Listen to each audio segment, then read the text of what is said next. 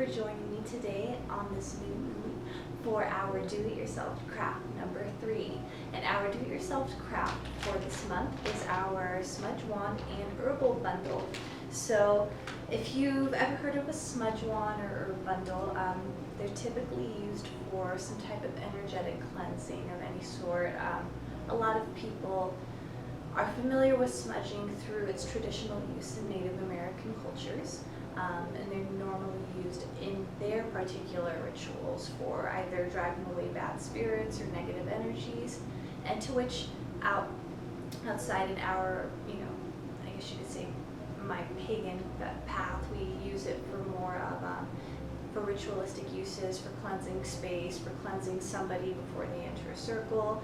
You can use it for home cleansing or even yourself if it calls to you, driving away bad spirits that are maybe around you. So it can be used for lots of really neat things. And the new moon, and why I like to do these crafts with you all on the new moon, is because to me, the new moon, and for a lot of people that work with moon magic, it resembles a time of new beginnings, a new journey, embarking on something obviously different than what you've done before in the last moon cycle. The new moon marks a new period of our lunar cycle that gives you the opportunity to more or less wipe the slate clean, to maybe kind of take a step back, kind of just reflect and even explore what it is that your soul calls to, reflect on what it is that your soul does not call to. And so with the new moon, whenever you craft new intentions internally, for me, I like to couple that with actual physical manifestations in crafting.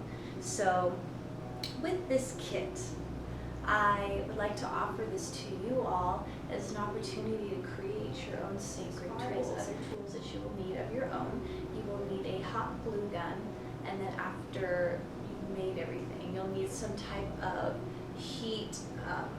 heat-proof smudging dish. So whether it's an abalone shell or maybe an incense holder, have something safe whenever you light your herb bundle and decide to smudge around your house or yourself or whatever it is after you've completed this project.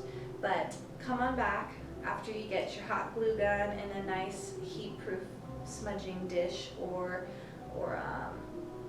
incense burner, and come back and we will get started. So within this kit, you should have the following things in there. Of course, you'll have a sheet that tells you about the kit, and then also there's a secondary sheet that will tell you about the particular symbolisms of the feathers, the color of the feathers, and then also the particular metaphysical properties of the stones you picked out, whether it was amazonite or tiger's eye. You should have a total of 4 feathers. You should have 2 white and 2 black, and these are goose feathers. You should have a total of 4 in those. So if you open up your plastic bag, you should have 1 paint container that contains gold paint you'll be using to paint on your feathers. You'll also have 1 bundle of gold ribbon. You will also have 1 bundle of hemp cord. In this kit, there is also 2 beads, and these are actual gemstone beads, and you will have chosen either 2 beads in either tiger's eye or amazonite. And you will also have 2 gold plated bead toppers. You will also have 1 larger gold plated flower charm. And you will also have a paintbrush that you'll be using to paint your feathers. And then lastly, you will have a bundle of sage and seasonal flowers that I put in your kit. The seasonal flowers will vary, but the sage will always obviously be in the kit. Whenever you receive them, especially if you receive them in the mail, they may be a little bit wilted, which honestly, whenever you're making a smudge stick, it honestly is a little more preferable to have them be a little more wilted, because then they're a little more malleable, if you know what I mean. So it's okay if it is, because honestly you need it to dry out anyways before you can actually use it. That you don't have all of the materials in your kit, I do apologize firsthand, and then also please send me a quick note either on Etsy or Facebook or via email. Send me a quick note about the parts that you're missing, and I will be more than happy to mail out those missing bits to you free of charge. So once you've got all this, let's get ready to dive into crafting. So what you're going to need right now is your 4 feathers, your gold container with paint in it, and your paintbrush. And if you want to just go ahead and unwrap the gold paint container here, and then just go ahead and slowly open it up. Ooh. Okay. We'll just go ahead and set this aside here. What we're going to do is paint these feathers. Paint these feathers with different symbols or sigils or words, because gold, the color gold represents radiance, it represents energy, and whenever we work with magical tools, the things that we put on them whenever we're making them can really make a difference, and even it's a nice added personalization. So let's say if you wanted to use a smudge wand to bring in more joy into your environment that you are using the smudge wand to cleanse with. Let's say if you wrote the word joy on here, you can do that, or you can even, like in the one that's already created, you can feel free to create different patterns, whether it is just stripes and dots, kind of like henna almost, henna on feathers. So feel free to just kind of be creative with the power symbols that you put on these feathers, because geese and goose feathers give us the ability to rid ourselves of shackles and difficulties of the past.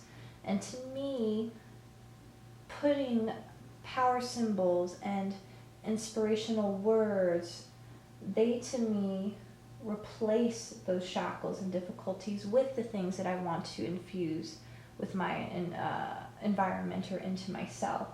So go ahead and just take a moment, even grab some tea. Let this be a meditative moment for you to paint these symbols on here, symbols that mean something to you.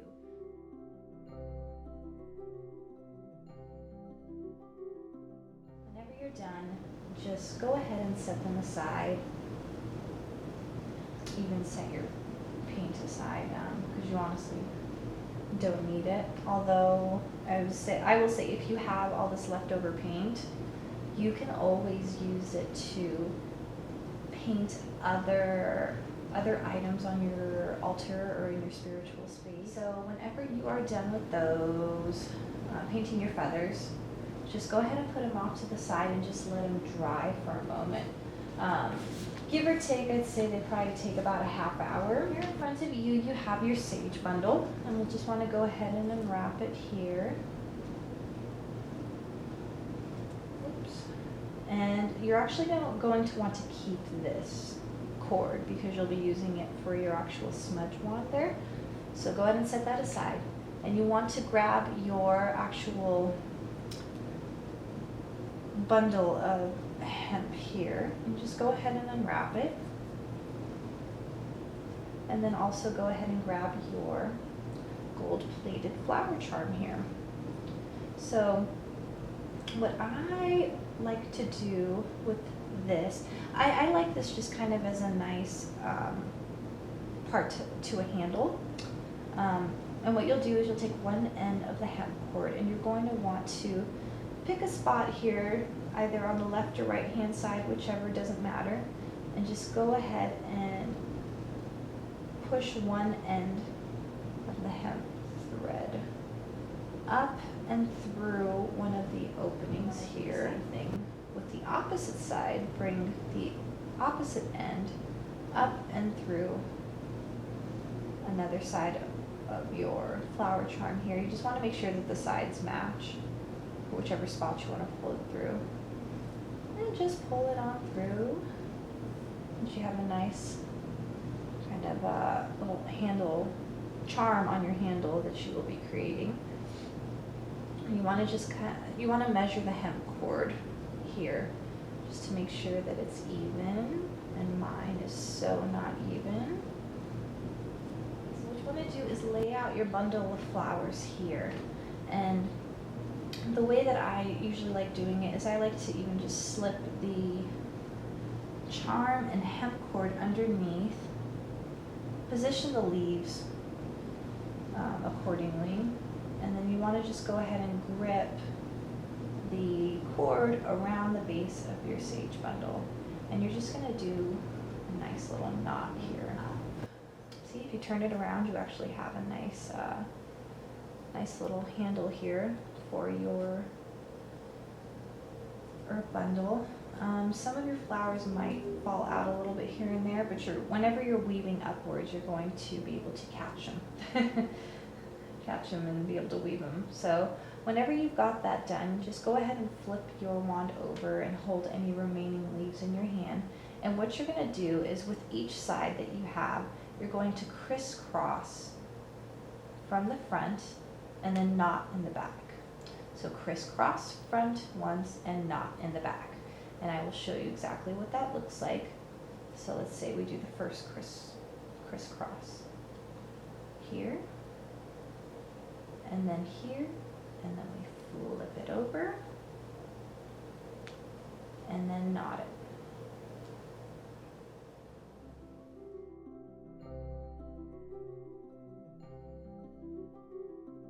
Eventually, when you get up to the top, where the end of your hemp cord, I suppose, should be woven up towards the top mostly, you will have yourself a nice cool little smudge wand.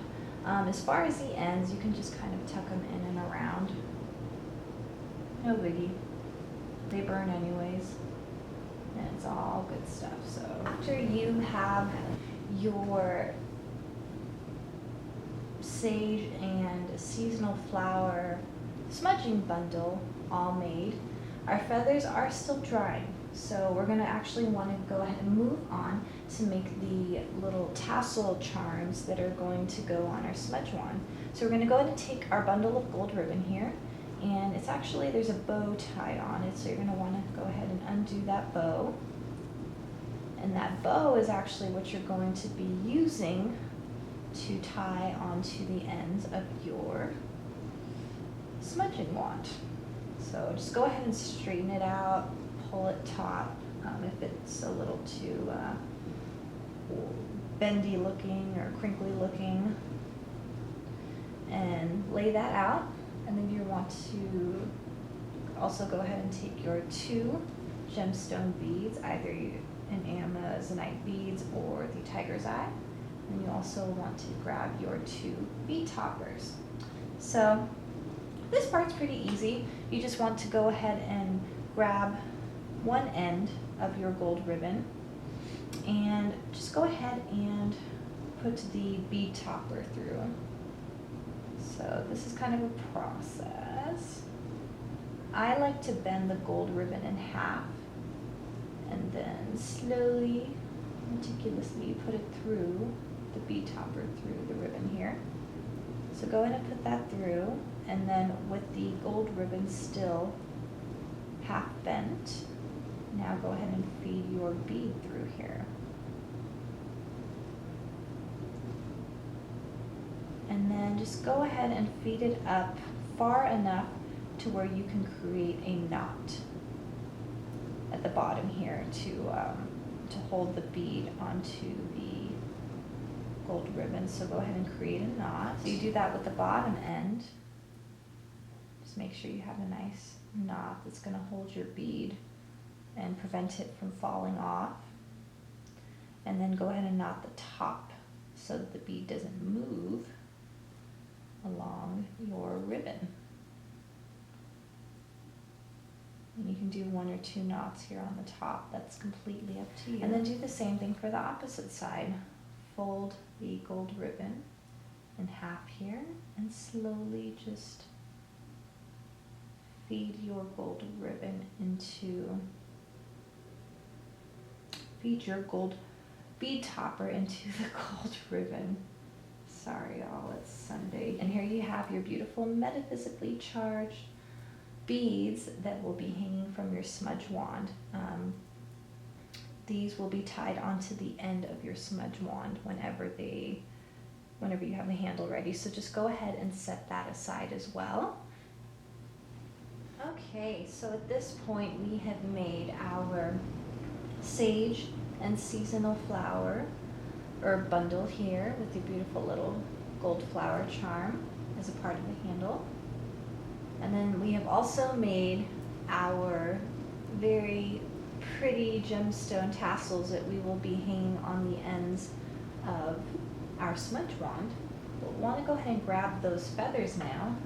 Ideally at this point they should be dry. Yeah, mine's pretty good. Yeah, those are pretty good. And so grab your 4 feathers that have already been painted and dried. And then also grab that hemp cord that was tied around the sage and flowers originally. Grab that and set that in front of you. And then also grab the rest of your gold ribbon. Set that in front of you as well. So at this point, we're more or less going to be now shaping the feathers and putting them together in a way that we personally like visually seeing them as. Feel free to lay them out and construct the layout of your feathers in a way that will lend to having the bottoms tied off. But while you're also doing this, if you have your hot glue gun by you, you just want to want to go ahead and plug it in while you are putting together the layout. So then once you have the layout of your feathers in a manner that looks pleasing to you, just go ahead and take your hemp cord, slide that under, or I guess,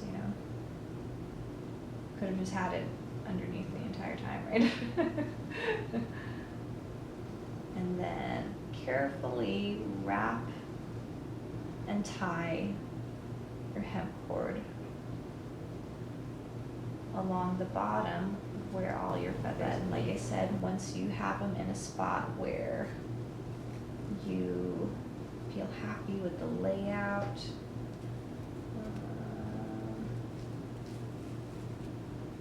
then you're going to want to go ahead and start wrapping. You're going to take one end of the hemp cord. Of course, your hemp cord is knotted at the base of your feathers now, because now you're going to create the handle on your smudge wand. So you're going to take one end of your hemp cord and just start wrapping. Start wrapping around to the base here, but leave some room. Leave some room on the end. And you're going to do the same thing with the opposite end. Wrap that around the opposite way. And here at the bottom, you're going to want to go ahead and knot this off. And it just creates more of a handle here. And you don't have to worry about this part being pretty or anything like that, because that's what the good old gold ribbon is for. And then just place the rest of the hemp cord ends parallel to the ends of your feather quills here. So you have that all set up, and just go ahead and grab your gold ribbon here, beautiful gold ribbon. And I like to start from the top down and have my ribbon starting at about where the hemp cord started, where you started that hemp knot. So go ahead and take your gold ribbon here and just create a knot, preferably exactly where you started the knot you created for the hemp cord. So got that. And then you just want to lay any leftover gold ribbon from that end parallel along the feather quills here. So you have this nice long strand of gold ribbon. Now at this point, it's more or less you just create your wand, and you'll just continue to wrap the gold ribbon around the feathers here. And I would wind them in a way that keeps it really tight along the feathers. And that will consist of you taking the feathers and winding them around. Another addition that you can make here, and you can see that I have done this on the original wand that I created for the kit's picture, but you can feel free, if you have some kind of stone, grab a stone and wrap your stone into the wand whenever you're using the gold ribbon. However, I will say if you do this, this is when you're going to need that hot glue gun. You're going to need your hot glue gun at the end to pretty much seal the deal with all the ends, odds and ends, to make sure they don't fall apart. But when it comes to using your crystal as a part of this, definitely use your hot glue gun whenever you're weaving your crystal onto the wand. Seal off the bottom and the top, even glue the crystal onto the gold ribbon there. Like, let's say if you weaved all the gold ribbon around the quills all the way to the bottom, when you come back up is when you'll want to put the crystal on. I hope you all can see that. But what I did there is I wound all of the gold ribbon from the top all the way to the bottom, and then because I had a little bit more on the ends left, I came back up and I used the rest of that to attach my Orlite crystal on there. And as I did that though, I glued the bottom to the actual ribbon there to make sure it stays, and then as I wrapped the ribbon around, I put a very small layer of hot glue on top of the ribbon here to seal the crystal to the wand even more. So this, to me, I feel like is such a beautiful addition if you do have a special crystal that you would like to attach to it.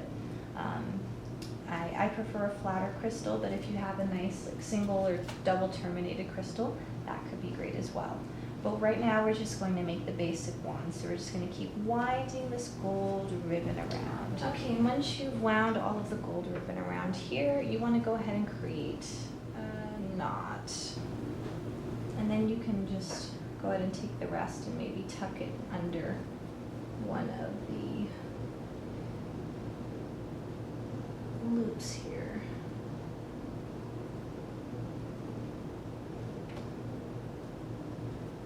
And I always say seal the deal. Grab your hot glue gun and just glue around where you knotted the gold ribbon. And then of course at the end, if you have any quills that are left over here, you can just snip that off at the end. No big deal. So once you have that all woven around your smudge wand, go ahead and grab your beautiful beaded tassels here. And what you're going to want to do is lay down your beaded tassels and then your smudge wand, and you're going to just create a knot, and there you go. Yeah, go ahead and snip this off if this, because I personally don't like this, the end of the quill showing. So just go ahead and snip that off, and then there you go. You have your very own smudge wand and herb bundle.